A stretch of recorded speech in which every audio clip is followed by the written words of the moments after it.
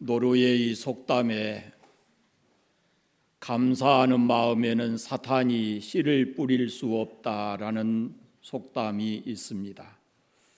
이 속담의 배경이 있어요. 옛날에 사탄이 하늘로부터 내려와서 사람들의 마음에 온갖 나쁜 씨를 뿌렸습니다. 미움의 씨, 질투의 씨, 슬픔의 씨, 탐욕의 씨. 그런데 이런 씨를 뿌려놓으니까 사람들의 마음에서 아주 잘 자라났어요. 그런데 어느 한 동네에서만은 이 씨가 전혀 싹이 나지 않고 자라지 않는 거예요. 아무리 뿌려도 싹이 나지 않았습니다. 그 마을이 바로 감사의 마을이었습니다. 어떤 일이 생겨도 감사하는 그런 동네였어요. 그래서 노르웨이 속담에 감사하는 마음에는 사탄이 씨를 뿌릴 수 없다라는 그런 속담이 생겼다고 합니다. 여러분, 사람이 사람을 통해서 들을 수 있는 가장 기쁘고 행복한 말이 무엇이겠습니까? 사람이 사람을 통해서 들을 수 있는 가장 기쁘고 행복한 말, 그것은 사랑합니다, 미안합니다, 감사합니다 라는 이런 말입니다. 그래서 유대인의 격언에도 어린아이가 태어나서 자랄 때 말을 배울 때 감사합니다라는 이 말이 익숙해지기 전까지는 아무것도 가르치지 말라, 그런 격언이 있습니다. 일본의 우찌무라 간조라는 사람은 하나님께서 사람에게 준 저주가 세 가지가 있는데 그건 질병도 실패도 배신당하는 것도 아니고, 첫째가 아무리 믿으려고 해도 하나님이 믿어지지 않는 것, 첫째 저주고, 두 번째는 성경을 아무리 읽어도 하나님의 음성이, 하나님의 말씀이 들려지지 않는 것이 두 번째 저주고, 세 번째는 아무리 감사하려고 해도 감사가 안 되는 것이, 그것이 저주스러운 삶이다 라고 얘기했어요. 모든 것을 원망하고 불평하고 산다면은 그것은 분명 저주스러운 삶일 것입니다.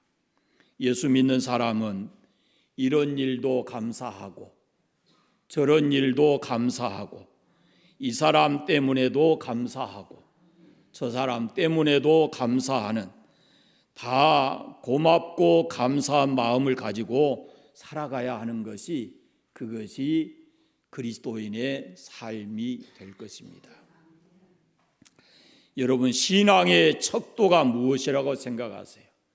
그것은 항상 감사하느냐, 어디까지 감사할 수 있느냐, 얼마나 충만하게 감사하며 살아가는가, 감사로 마지막에 그 인생을 마칠 수 있느냐라고 평가하는 것이 아마 그 사람의 신앙의 모습일 겁니다.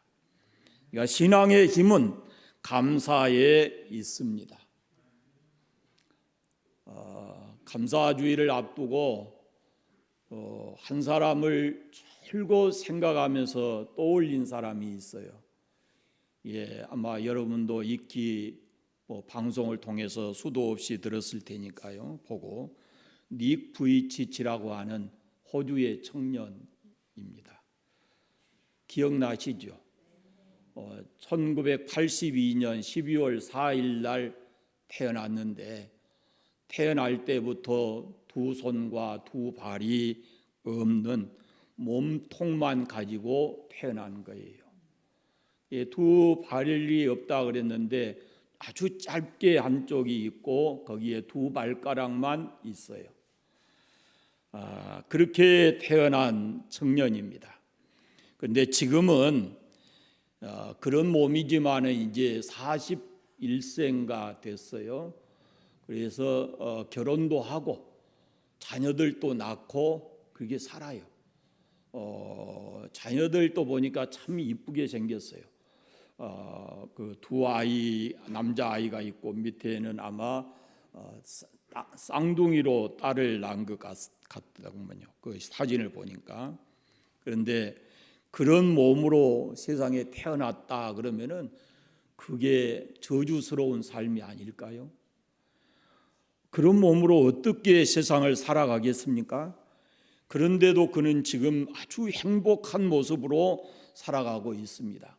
그런 몸으로도 수영도 하고 골프도 하고 다 하면서 세상을 삽니다. 그는 마음과 정신이 너무 밝고 건강한 사람이었습니다.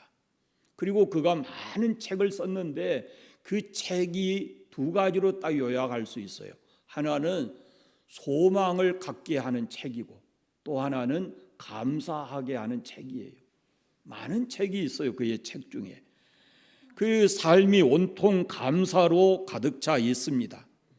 그런 몸을 가지고 있으면서도 감사하는 건강한 사람들에게 감사의 조건을 하나하나 찾아서 감사하라 그렇게 충고하고 있습니다. 그가 말하기를 나는 팔다리가 없지만 행복합니다. 왜냐하면 나는 하나님의 사랑스러운 피조물이니까요. 여러분 절대 포기하지 마세요. 그리고 얘기를 합니다. 그러면서 그는 지금까지 수많은 나라를 다니면서 강연을 했고 각 나라에 갈 때마다 그가 대통령을 만나고 국회에서 연설을 하고 지금까지 그의 강연을 들은 사람이 수백만 명이 됩니다. 수많은 나라에 초청을 받고 있습니다. 지금도. 그 이유가 우리는 궁금하지 않습니까? 그런 몸으로 태어났는데 그도 한때는 자살을 시도하려고 여러 번 했어요. 그런데 내가 죽고 난 후에 무덤 앞에서 눈물을 흘릴 부모나 형제들을 생각하니까 도저히 죽을 수 없다라는 생각이 들었다고 합니다. 그리고 15살에 그가 예수님을 만나게 되었습니다. 요한복음 9장에 보면 날 때부터 맹인, 소경이 돼서 난 사람의 이야기가 있는데 제자들이 그 아이를 보고 이 사람이 이렇게 난 것이 누구의 죄 때문입니까? 라고 물었어요. 그때 예수님께서 답을 하시기를 누구의 죄 때문이 아니라 그에게서 하나님이 하시는 일을 나타내기 위함이다 라고 말씀을 하셔요. 그 순간 리 부이치치가 가슴의 성령으로 큰 충격을 받은 겁니다. 나에게도 하나님의 뜻이 있겠구나 라는 생각이 들었다는 겁니다. 그리고 지금까지 그렇게 마음의 불안과 두려움이 있었는데 그 순간 그에게는 세상에서 지금까지 경험하지 못했던 평화가 그 마음속에 찾아왔다는 것입니다. 그리고 그가 이렇게 말합니다. 나는 내가 믿는 하나님이 내 몸을 얼마든지 정상으로 만들어 주실 수 있는 능력이 있는 분임을 믿습니다. 그러나 나를 정상으로 만들어 주신다면 나는 지금처럼 이런 고귀한 사역을 하지 못할 것입니다. 그러므로 나는 하나님이 이대로 두신 것에 대해서 감사하며 살겠습니다.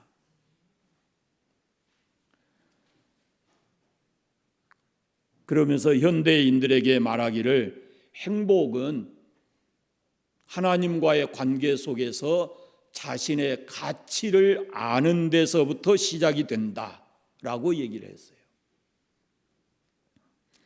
팔다리가 건강하며 자유롭게 살아가는 사람들을 부끄럽게 하고 그리고 세상의 많은 사람들에게 소망을 주며 감사하며 살아갈 수 있도록 하나님께서 그를 통해서 일하고 계시는 겁니다. 하나님의 섭리를 이해하는 사람은 이렇게 어떤 형편과 처지 속에서도 감사하며 살아갈 수가 있습니다. 우리가 보통 감사할 때 감사의 여러 유형이 있어요. 그 첫째는 조건부의 감사입니다. 이 조건부의 감사를 가리켜서 1차원의 감사라 할 수 있는데 만일 뭐뭐 하면 이런 뜻이거든요. 예를 들어서 좋은 집을 사면 감사하겠다. 지금보다 더 건강해지면 감사하겠다. 지금 하는 이 사업이 잘 되고 성공하면 내가 얼마든지 감사하겠다라는 이런 식의 조건을 걸고 감사를 하는 겁니다. 이런 감사를 가리켜서 1차원 감사, 어린아이와 같은 감사 그런 표현을 합니다. 많은 사람들이 이런 수준의 감사를 하고 있습니다. 유대인들 그 탈무드에 나오는 재미나는 얘기인데요. 유대인 두 사람이 바다에서 배가 파선해서 구명보트에 몸을 의지하고漂流하고 있었어요. 사방을 봐도 아무것도 보이지 않는 망망대해였습니다. 그 중에 한 유대인이 하나님께 이렇게 기도합니다. 하나님, 만약에 나를 구해 주신다면 내 재산의 절반을 하나님께 바치겠습니다. 그랬어요. 그 기도하고 나서 나도 눈을 떠보니까 아무런 가망성이 보이지 않는 거예요. 그래서 다시 기도했어요. 하나님, 만일 우리를 구조해 주신다면 내 재산의 3분의 1을 하나님께 바치겠습니다. 처음엔 절반이었어요. 근데 3분의 1을 바치겠습니다 라고 했어요. 그런데 풍랑은 오히려 더 거세지고 살아날 가망성이 전혀 없어 보였습니다. 그래서 다시 또 기도를 합니다. 하나님, 살려만 주신다면 제 재산의 전부를 하나님께 바치겠습니다. 그리고 기도하고 났는데 옆에 친구가 소리쳤습니다. 이봐, 하나님과 흥정 그만해. 여기 섬이 보인다 그랬어요. 그러니까 기도했던 이 사람이 다시 기도합니다. 하나님, 방금 한 약속 취소하겠습니다.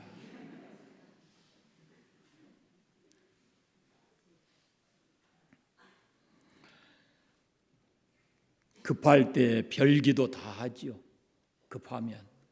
그런데 위기가 지나가 버리면은 우리가 잊어버리는 감사, 조건부 감사입니다. 두 번째, 내 손에 무엇인가 잡히고 얻어진 것이 있을 때 하는 감사입니다. 그것도 아마 대단한 감사, 이것도 못하는 사람이 많을 겁니다. 그러나 오늘날 우리나라가 얼마나 많은 것을 받았습니까? 너무 풍성해졌고, 그런데도 지금 우리는 감사보다 원망하고 불평하는 것이 더 쉽습니다. 더 많고. 세 번째가 불행 중에도 감사하는 것입니다. 아픔이 주어졌을 때 그 아픔 때문에 감사하고, 그럼에도의 감사입니다. 그럼에도 불구하고 드리는 감사. 우리가 흔히 성경에서 욥을 가리켜서 이런 감사를 한다 그렇게 말하죠. 욥은 하루아침에 10자식을 잃고 그 많은 재산을 다 잃었고 자기 몸에 병이 왔고 그 병든 모습을 보고 아내가 하나님을 욕하라 하고 그를 떠나가 버렸습니다.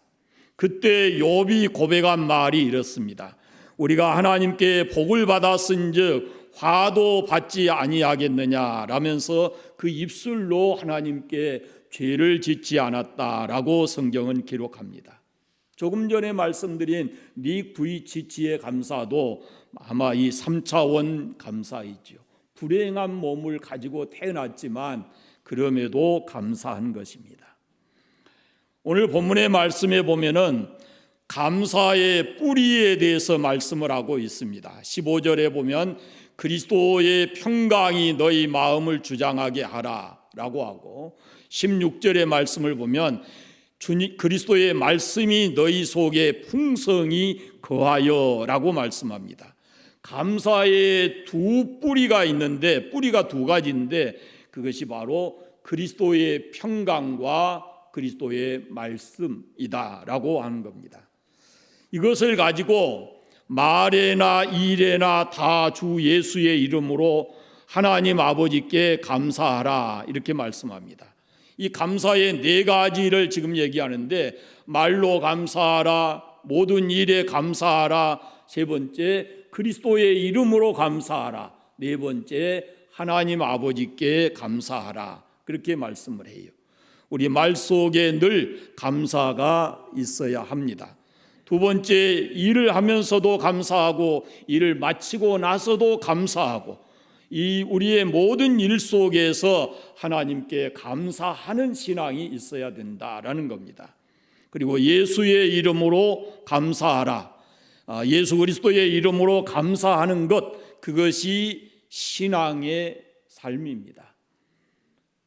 보통 세상 사람도 감사할 수 있죠. 그러나 예수 그리스도의 이름으로 하지 않는 것이잖아요. 그러나 그리스도인은 반드시 예수 그리스도의 이름으로 하나님께 감사하라라고 합니다. 감사를 받으시는 대상이 하나님 아버지다라고 말씀합니다. 그러니까 하나님 아버지께 감사하는데 예수 그리스도의 이름으로 말에나 일에나 감사하라, 이렇게 말씀을 합니다. 자, 15절 말씀에 그리스도의 평강이 너희 마음을 주장하게 하라 하고 16절에 그리스도의 말씀이 너희 속에 풍성히 거하게 하라, 이렇게 말씀을 합니다.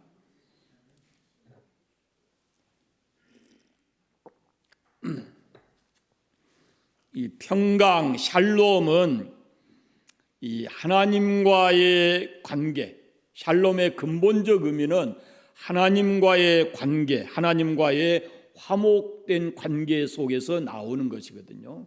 그리고 조금 더 이것을 확대해서 보면은 하나님과의 화목한 사람은 또 이웃과의 화목, 이 관계 속에서 샬롬이라는 평강이 나오는 겁니다.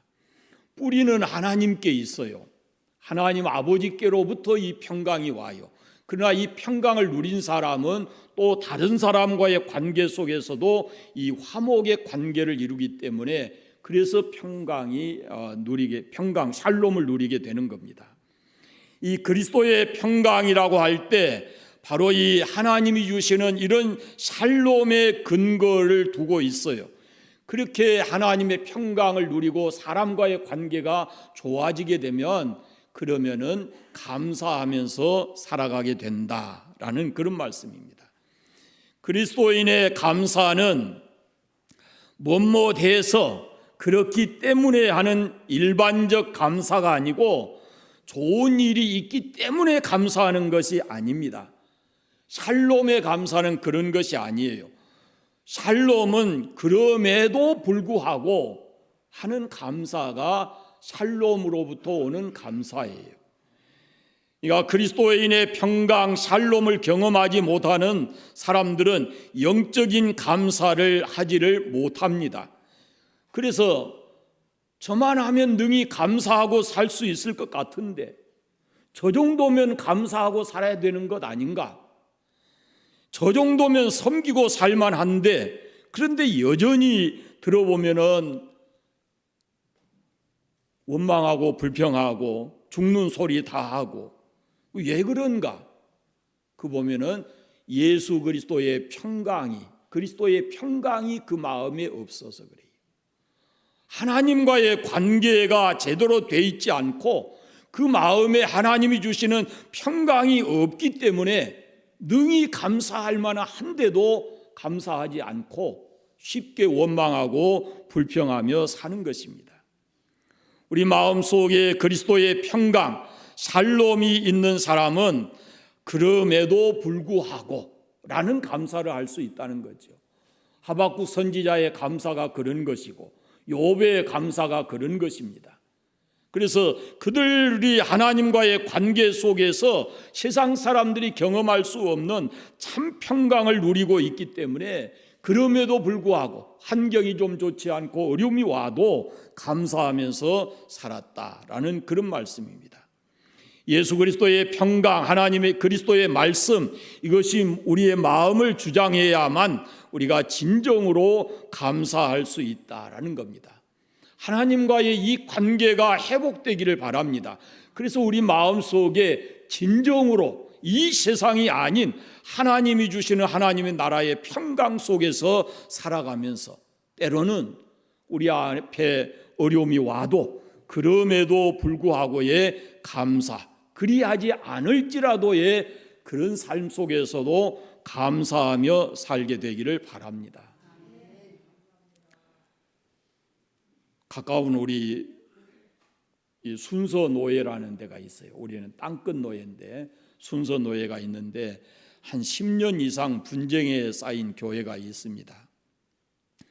오래전에 그 교회에 아주 제가 존경하는 그런 목사님이 거기 선배 목사님이 시무를 했는데 이 헌신 예배를 했어요. 헌신 예배를 했는데 그 헌금 기도를 어느 집사님이 헌금 기도를 했는데 이렇게 했다고 합니다.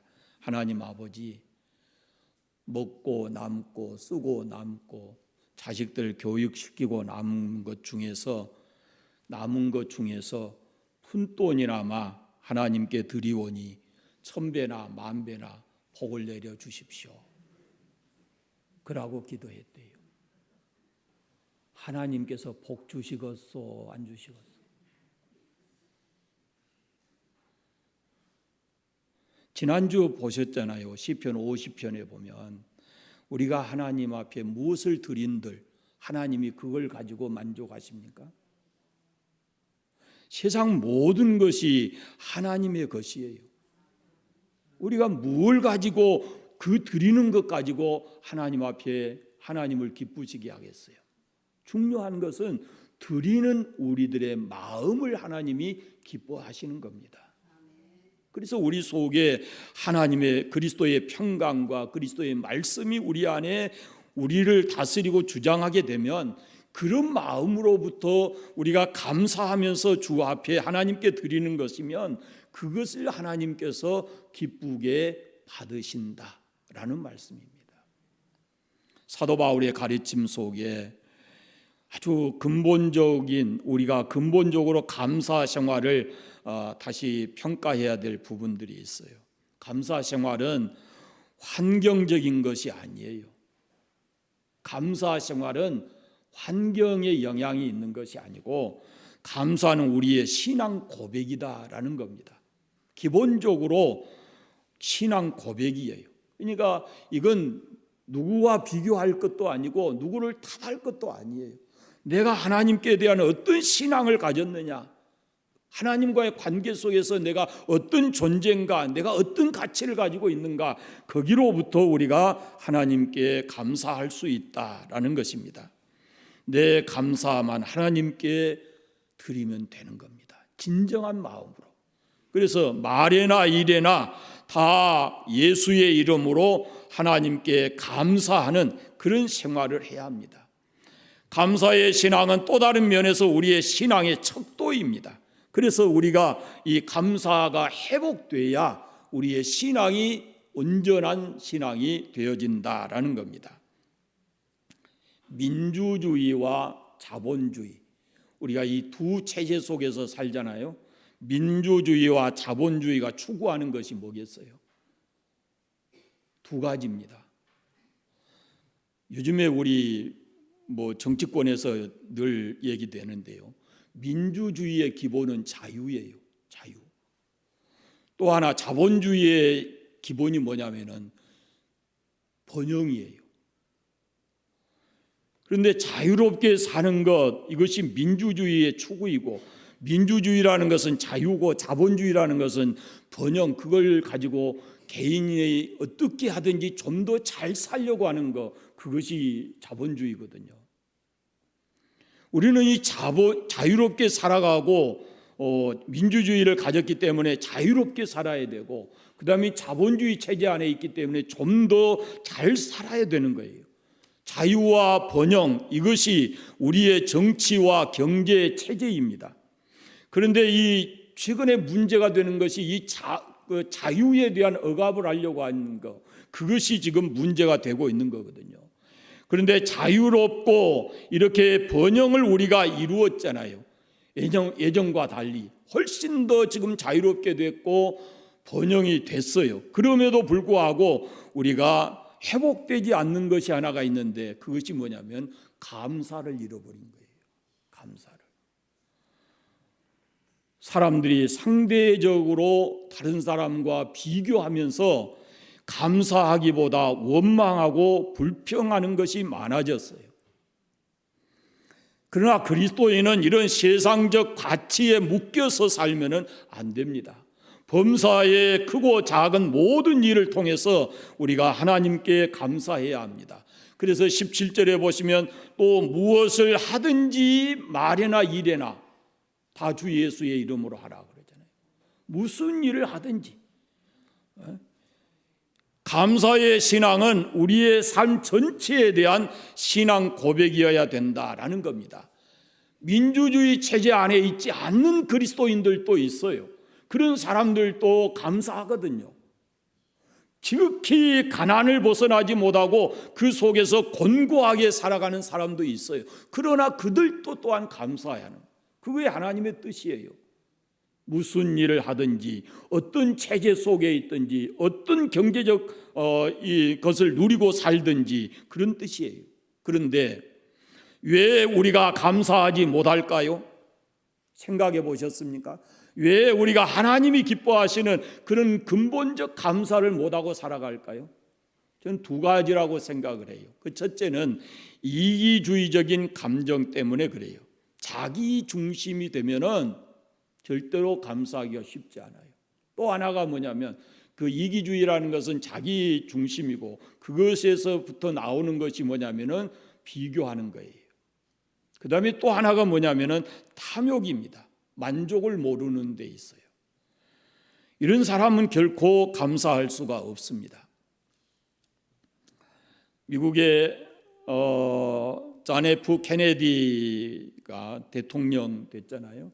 그가 대통령이기 전에 해군으로 복무하는 시절에 2차 대전이 일어났는데 일본의 그 공격을 받았어요. 그 구축함이.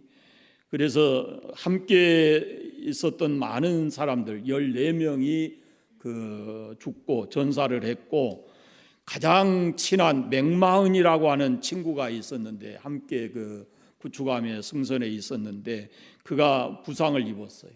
그래서 케네디가 4시간 동안 아주 정성을 다해서 그를 돌봐서 구해 주었습니다.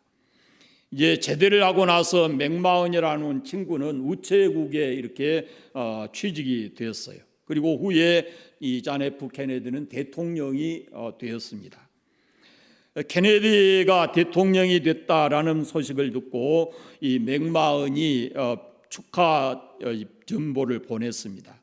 그 전보를 받고 케네디가 이렇게 답을 보냅니다.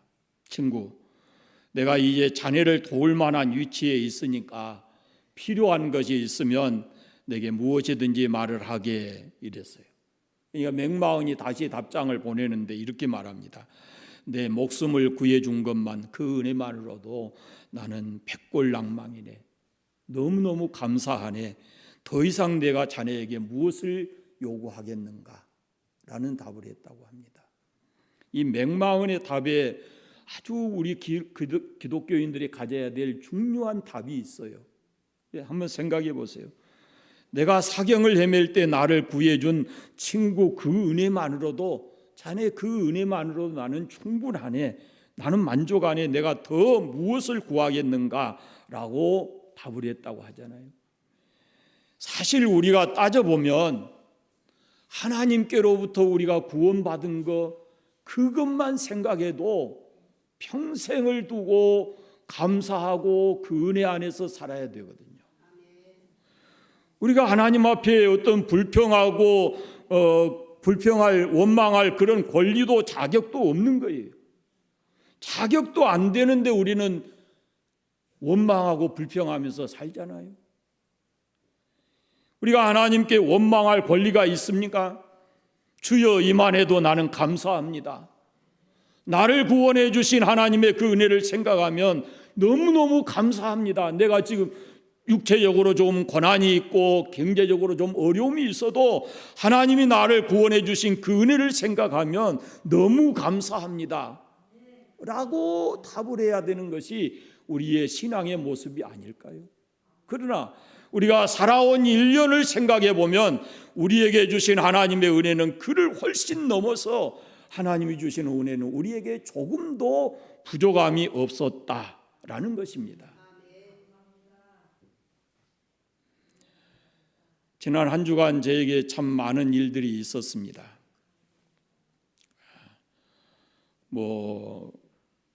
감사절을 앞두고 닉 부이치치를 참 많이 생각을 했기도 했고, 또 저의 삶에 많은 만남도 있고 제 건강에 대한 어떤 문제도 있고, 그래서 참 많은 것을 생각을 했는데 한마디로 딱 두 가지 정의할 수 있어요. 하나는 뭐냐면 하나님의 은혜다.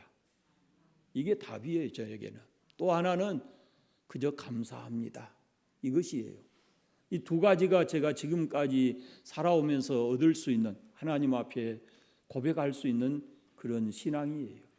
여러분, 하나님께서 우리를 구원해 주신, 그것도 예수 그리스도의 피를 값으로 지불하고 우리를 사셔서 하나님의 자녀 삼아 주신 그 은혜, 그 은혜로 감사하시기를 바랍니다. 거기에 플러스 감사할 내용들이 1번, 2번, 3번, 4번 해보면 수도 없이 많습니다. 하나님이 구원해 주신 그 은혜 플러스 우리가 살아온 모든 삶의 은혜를 하나님께 감사하는 삶이 되시기를 바랍니다. 하나님께서는 우리가 이렇게 감사하며 살아갈 때 하나님께서 우리를 통해서 기뻐하시고, 그리고 우리가 그렇게 감사하면서 살아가면 하나님은 우리의 삶을 더욱 아름답고 풍요롭게 만들어 주실 줄로 믿습니다. 한번 같이 해봅시다. 모든 것이 하나님의 은혜였습니다. 하나님 아버지 감사합니다. 기도하겠습니다. 하나님 아버지 감사합니다. 우리가 주의 자녀로 구원받은 것 하나님의 은혜입니다. 지금까지 살아온 모든 삶 하나님의 은혜입니다. 감사합니다. 앞으로도 우리가 살아가는 동안 하나님 부족하지 않는 은혜로 채워주실 줄로 믿습니다. 우리의 삶에 원망 불평이 사라지게 하시고 늘 감사하며 살아갈 수 있는 저희들 되게 하여 주옵소서. 우리 관산교회 모든 성도들 지금 힘들고 어렵고 고통스러운 삶 속에 있는 이들이 있습니다. 하나님 그들 찾아가 주셔서 힘 되어 주시고 다시 그들로 하여금 새롭게 살아갈 수 있도록 소망을 주시기를 원하옵고 기도합니다. 그리고 그들의 입술에서 하나님 감사합니다라고 고백할 수 있도록 그 삶을 바꾸어 주시옵소서. 아버지, 우리의 모든 이 땅에서의 삶이 하나님을 기쁘시게 하는 감사가 넘치는 삶이 되게 해주시기를 간절히 원하옵고 예수님의 이름으로 기도드립니다. 아멘.